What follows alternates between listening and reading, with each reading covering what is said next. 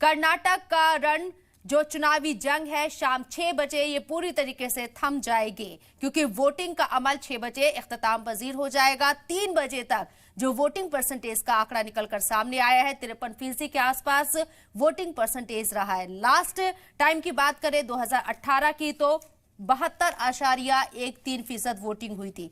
कैसे देख रहे हैं आप?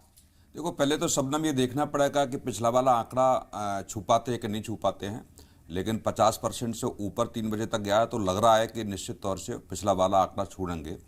और ये वोटिंग पे भी प्रभाव पड़ता है, क्योंकि कर्नाटक की बात करें तो 6 क्षेत्रों में उसको बांटा गया है और अलग अलग क्षेत्रों में अलग अलग राजनीतिक दल की वहाँ महत्ता है, अलग अलग लीडरशिप है। लेकिन ये बहुत जरूर कह सकते हैं कि कर्नाटक का चुनाव पहली बार 2014 के बाद कांग्रेस पार्टी ने मजबूती से लड़ा है। किसी भी राज्य में 2014 के बाद चुनाव हो रहे हों, इतनी मेहनत कभी कांग्रेस ने नहीं की, इतने मुद्दे कभी नहीं वहाँ उठाए, और जो लीडरशिप वहाँ थी, निश्चित तौर से हम कह रहे हैं कि पहली बार दिल्ली से फैसले कांग्रेस में नहीं लिए गए।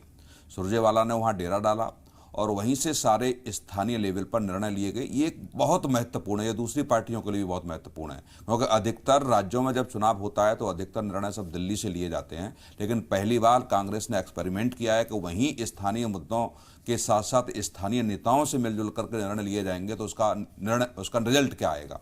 तो अब देखेंगे क्या होता है, लेकिन कुछ भी हो सकता है।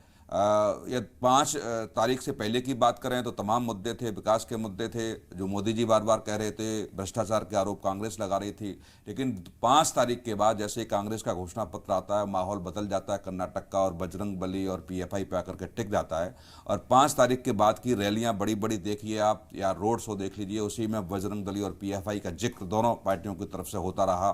कांग्रेस भी ये कहती रही कि हमारी सरकार आएगी तो हम बजरंग बली के मंदिर बनाएंगे, हमारे भी रात नहीं, ये इर्द गिर्द लगभग आप जो हम बार बार ये सब लोग कहते हैं कि राजनीति को धर्म से दूर रखा जाए, लेकिन कर्नाटक के चुनाव में अंतिम समय में वही हुआ कि धर्म और राजनीति को राजनीतिक दल नहीं अलग कर पाए।